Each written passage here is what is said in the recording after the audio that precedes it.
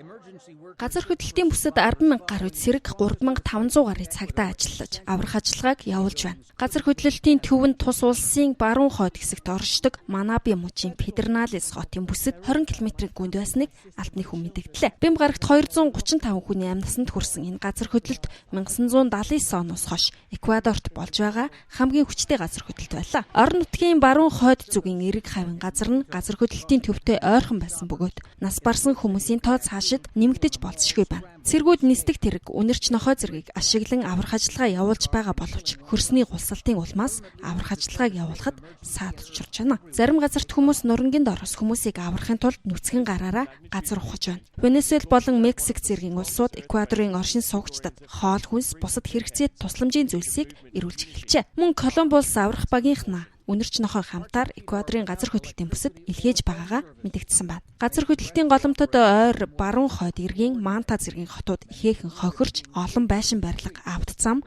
гүүрүүд нурсан байна. Эквадорын ерөнхийлөгч Рафаэль Корrea Итали улсад айлчилж байсан бөгөөд газар хөдлөлтийн мэдээг авсан даруйдаа яаран ирээд орон даяар онц байдал зарлжээ. Энэ газар хөдлөлтийн дараа Эквадорын Манаби мужийн шорон гос 100 гаруй хоригдол оргосон бөгөөд зарим хоригдлыг барьсан тухай их сурвалж мэдээллээ. Хууль хүний эрх шашин хариуцсан сайд Леди Сонига Рочагийн хэлснээр байгалийн гамшигын улмаас шоронгийн байгууламж эвдэрч нурчээ.